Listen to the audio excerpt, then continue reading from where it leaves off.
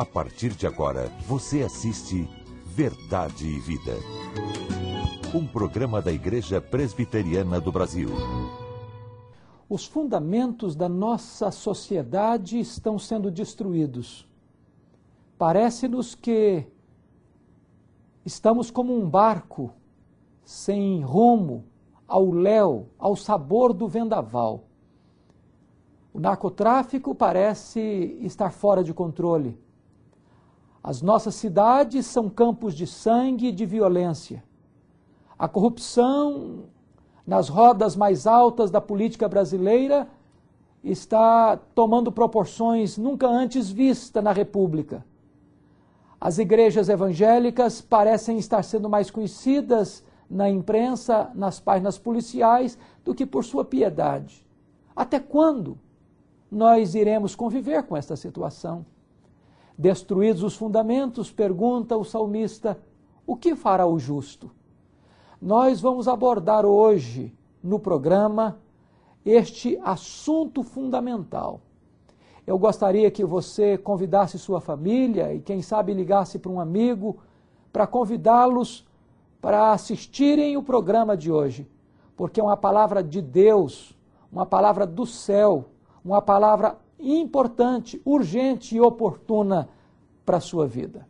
Eu estou esperando você e eu conto com você neste programa. Verdade e Vida. Uma palavra de esperança para um mundo em crise. O que fazer diante de tanta violência que enfrentamos no nosso dia a dia? Deus nos livra de todas as coisas ruins que passam em nossas vidas? Para falar sobre este assunto, estamos recebendo no programa Verdade e Vida de hoje o reverendo Jonas Zuski, da Igreja Presbiteriana de Limeira, São Paulo. O reverendo Jonas Zuski também trabalha com o Ministério de Capelania e de Consolo, tanto em hospitais, junto aos enfermos, como também dando apoio aos familiares que perderam algum parente e necessitam de ajuda. Reverendo Jonas Zuski, a Bíblia diz que Deus nos livra de todo o mal e castiga os malfeitores. Mas o que vemos na prática é que o mal atinge também os filhos de Deus e os malfeitores andam soltos pela rua. Como conciliar isso? Olha, diante da tragédia, diante dessa realidade que nós vivemos hoje, de um mundo tão cínico e tão corrupto, é importante que o cristão compreenda de uma forma muito clara que Deus está presente em todas e sobre todas as coisas. Deus sonda, Deus conhece, Deus vê, Deus trata com o coração, Deus consola a vida, Deus pune e punirá o violento, o injusto. Mas é importante que a gente perceba claramente que nesse planeta maculado, tanto justos como ímpios repartem o mesmo lugar, vivem os mesmos espaços. Enfim, somos pressionados por circunstâncias adversas que tanto ferem o justo quanto também ferem o ímpio. E é importante a gente perceber claramente que esse Deus que tem domínio sobre todas as coisas tratará abertamente com a vida do justo, mas também tratará abertamente com a vida do ímpio. Nós não estamos impunes à realidade do sofrimento e das adversidades que assolam esse mundo, mas a palavra diz que teremos paz em Cristo.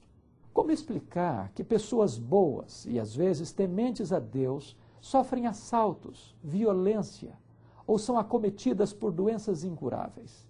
Como ficam nesses casos a proteção de Deus?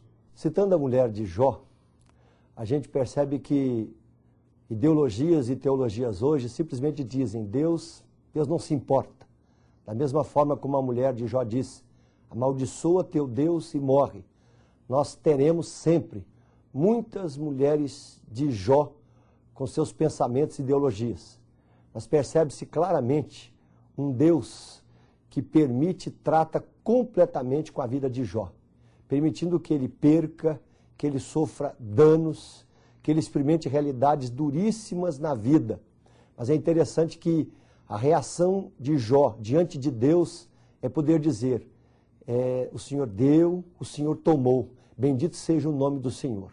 É importante que a gente perceba e creia que Deus está presente nesse planeta, inserido em nossas dores, acompanhando as nossas necessidades, chorando as lágrimas daqueles realmente que permeiam e lutam as dificuldades tremendas. A palavra diz que Ele está do lado, Ele sonda, Ele fala, Ele usará pessoas, não apenas para consolar, mas para levantar. E a nossa vida é muito mais do que um amontoado de dias e anos. A nossa vida deve ser com Deus para a eternidade. A violência que vemos hoje em dia pode ser atribuída apenas às diferenças sociais? Eu creio que as diferenças sociais afetam e têm afetado grandemente a questão da violência. Mas é importante perceber que nós vivemos num país onde simplesmente 80% da renda está nas mãos de 1,5% de milionários. Percebe-se claramente um descaso tremendo de governos estaduais, federais, para tratar abertamente esta questão da violência. E o que acontece? Quando simplesmente aqueles que podem gerir regras, leis e mudar a médio prazo situações que melhorariam a vida do cidadão, fazem muito pouco, a desordem acontece, o mal aumenta e simplesmente os problemas continuarão sedimentando e aumentando na sociedade. Um outro ponto muito grave, eu vejo hoje uma igreja pregando, tentando viver o evangelho, mas muitas vezes uma igreja de sacerdotes e levitas, que tem passado simplesmente à margem, vendo o caído, vendo aquele que precisa ser socorrido. Precisamos hoje de uma igreja samaritana, de uma igreja que para, acolhe, levanta, leva, paga as dívidas com a sociedade para ver de fato mudanças e melhoras.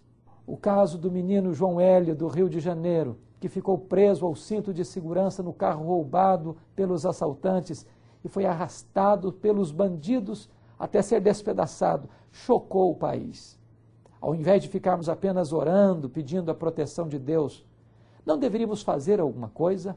Com certeza, devemos, precisamos.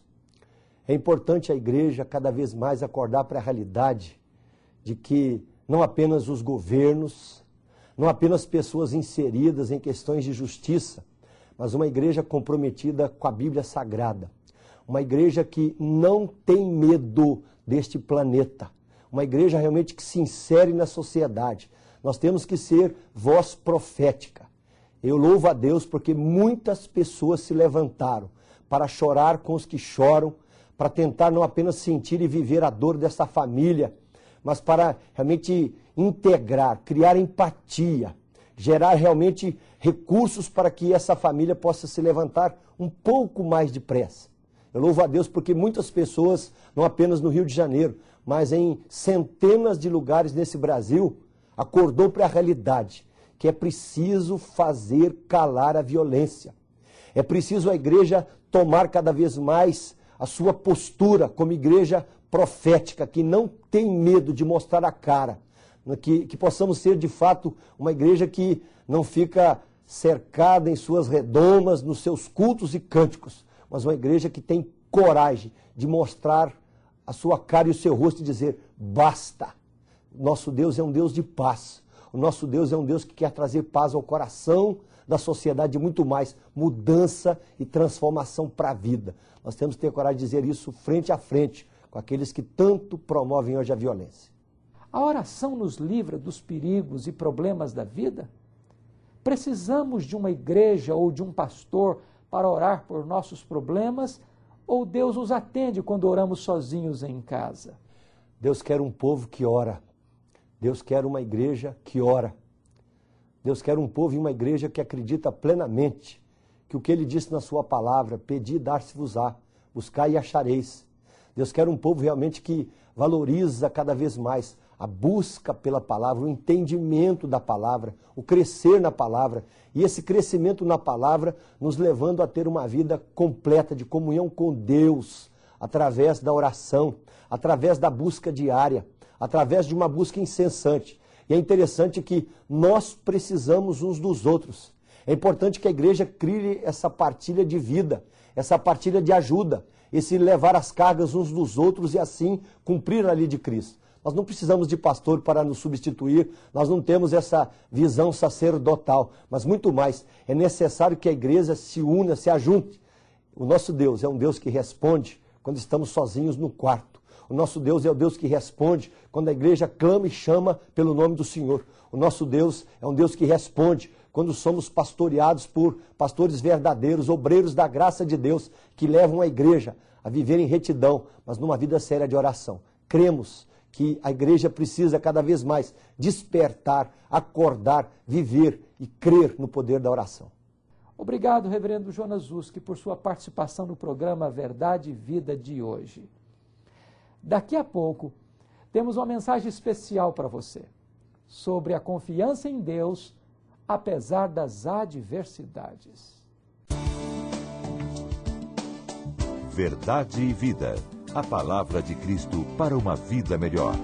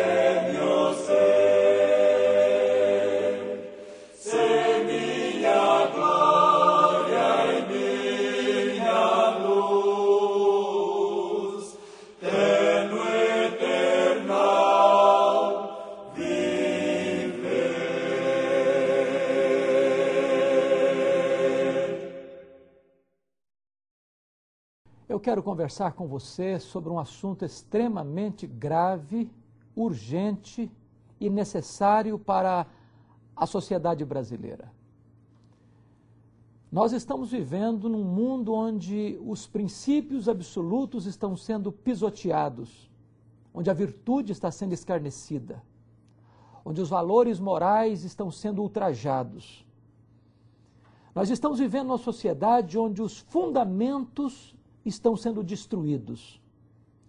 O Salmo 11, versículo 3 diz: ora, destruídos os fundamentos, o que poderá fazer o justo? A sociedade contemporânea está destruindo os fundamentos, está arrancando os marcos. Nós estamos vivendo numa inversão de valores gritante. Chamam ao mal de bem e ao bem de mal. Chamam luz de trevas e trevas de luz. Chamam o doce de amargo e o amargo de doce. Nós estamos vivendo uma inversão de valores e de papéis. Há poucos dias, há menos de um mês, nós vimos que o maior traficante deste país faz uma viagem de jato particular à cidade de Vitória, no Espírito Santo, para uma audiência que, na verdade, não chegou a acontecer, num gasto de R$41 mil, sob os holofotes da imprensa. Quando cidadãos de bem, trabalhadores honestos, são jogados nos corredores dos hospitais para morrerem à míngua.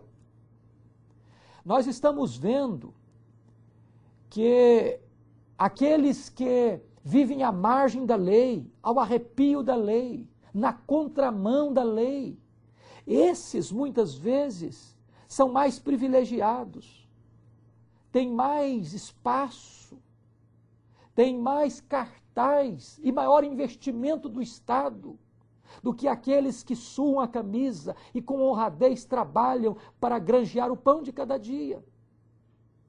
Nós estamos vivendo uma inversão de valores no nosso mundo político, onde parece-nos que a fidelidade é algo pré-histórico, onde um político acaba de se eleger por um partido e no dia seguinte já troca de partido, traindo seus eleitores.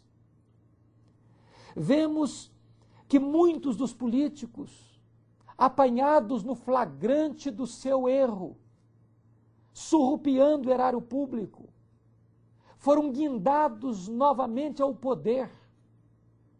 Muitos deles com uma votação majestosa, trazendo uma mensagem à nação brasileira que o crime compensa. Nós estamos vivendo uma impunidade intolerável neste país, onde aqueles que galgam as posições mais elevadas, em vez de ser modelo para os cidadãos comuns, são os mestres do pecado, são aqueles que ensinam que a mentira, que o engano, que a trapaça, que a corrupção é o caminho da vantagem e do enriquecimento. Nós precisamos parar para reavaliar essas questões, porque, na verdade, cumpre-se nos dias de hoje a profecia de Rui Barbosa. Portanto, prevalecer a injustiça e as nulidades, chegaria o tempo em que o homem teria vergonha de ser honesto. A própria igreja, que era guardiã dos princípios e dos valores absolutos, hoje já está se capitulando a esta avalanche de corrupção. Muitos pregadores que eram homens de Deus e que deveriam trazer o norte, o rumo moral para a nação brasileira, hoje, na verdade, são homens inescrupulosos e os templos evangélicos estão se transformando em covil de salteadores.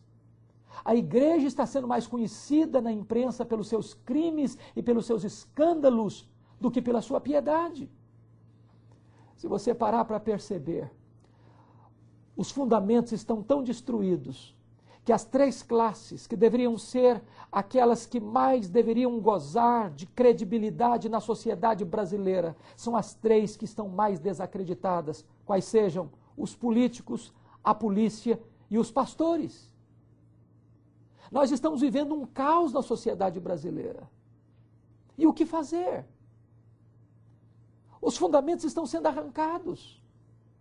E não é de agora, não.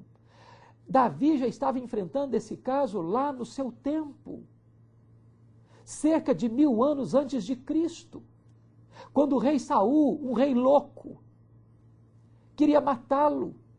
O rei Saul estava acima da lei, não havia ninguém que controlasse aquele homem, não havia lei que regulamentasse seu comportamento. E ele persegue Davi para matá-lo pelas cidades, pelos desertos, pelas cavernas. Quando você olha no Império Romano, no primeiro século, os fundamentos tinham sido arrancados. Não havia princípios absolutos. A família estava vivendo um colapso moral. Quando você avança, você percebe o seguinte, que esses fundamentos continuaram sendo arrancados.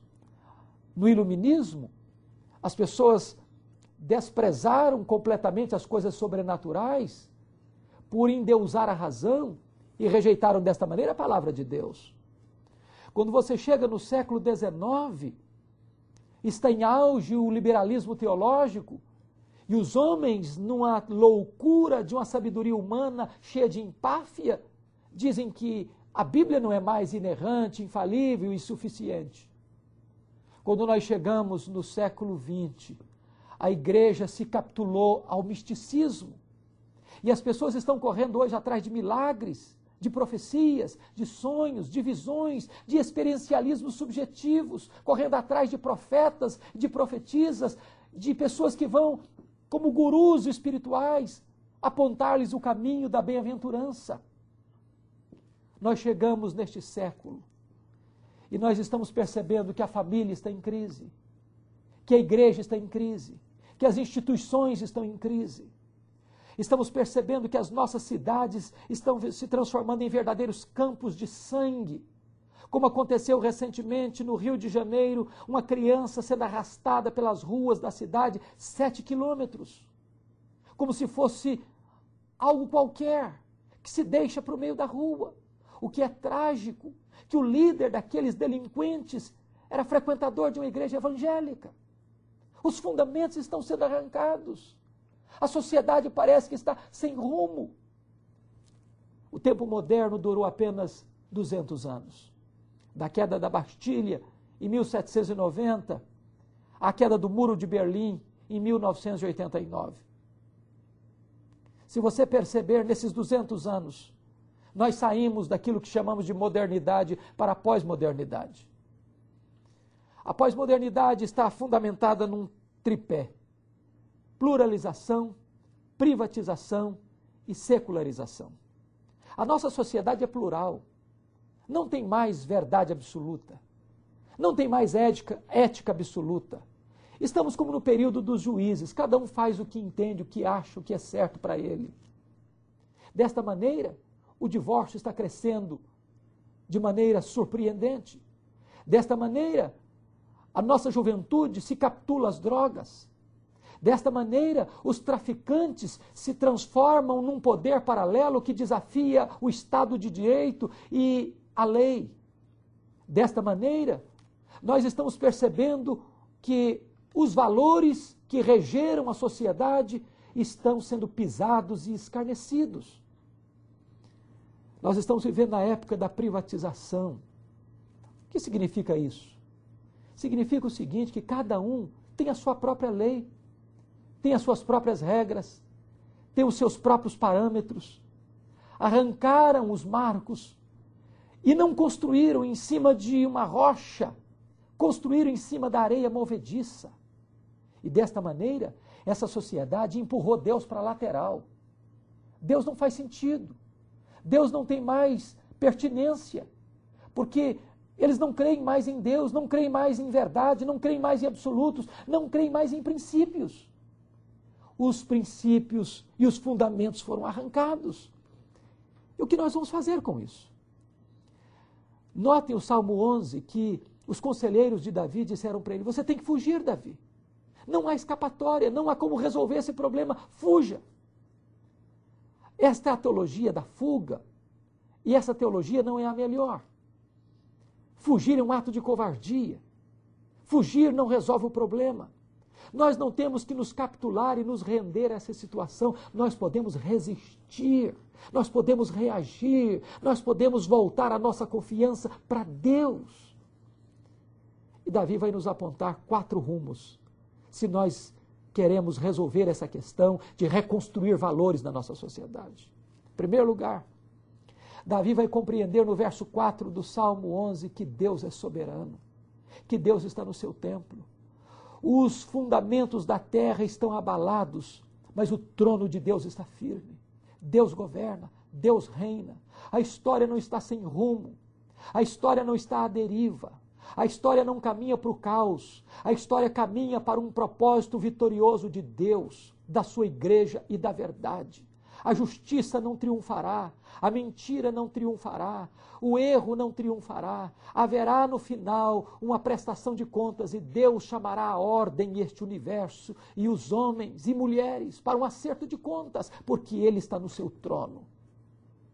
A segunda verdade que Davi nos mostra é o conhecimento de Deus. Ele sonda os homens, ele sonda o justo e sonda o ímpio.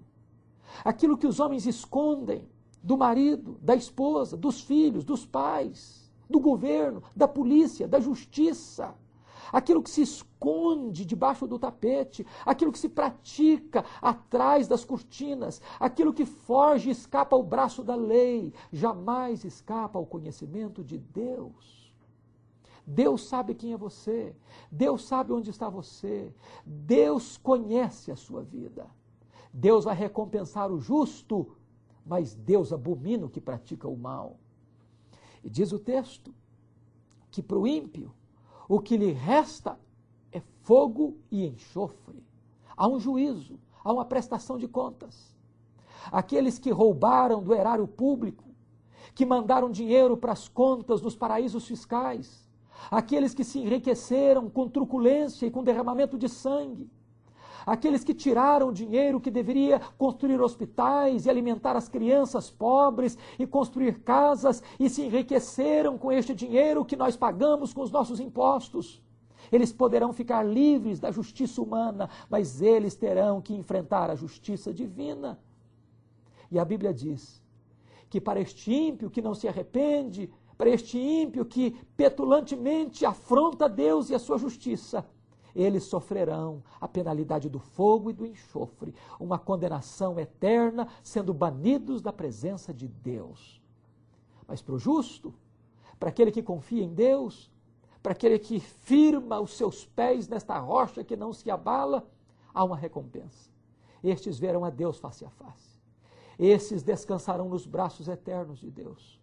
Mesmo que você esteja sendo injustiçado, mesmo que você esteja sendo humilhado e pisado, mesmo que lhe falte a justiça humana, mesmo que você enfrente as lutas mais terríveis e assoladoras, preste atenção nisso.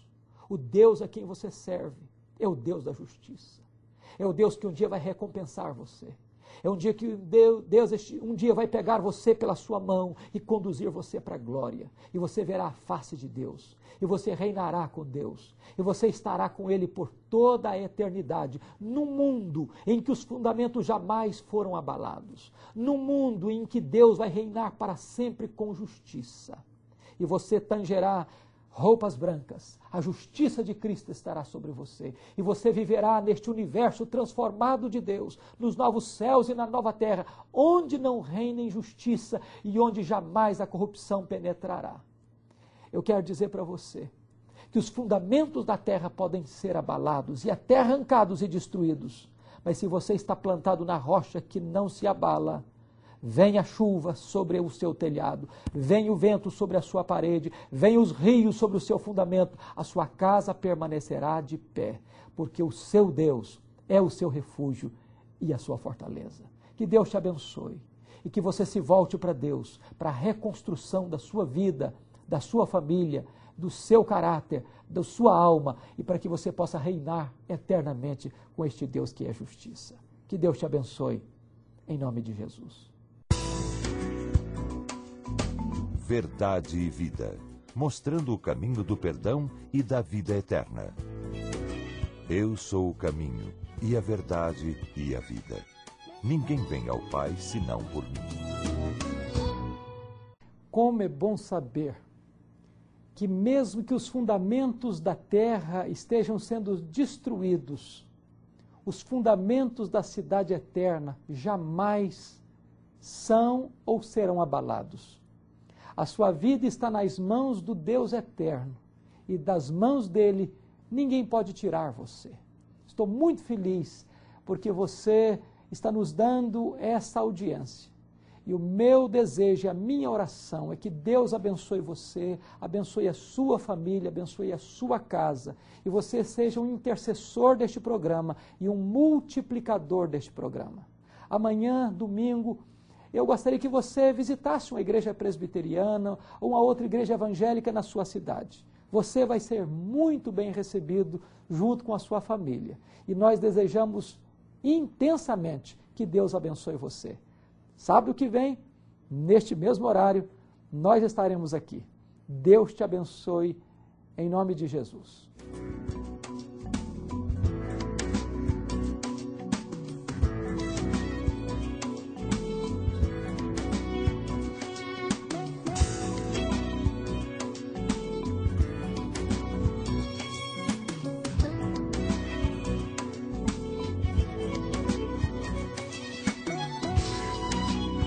Verdade e Vida.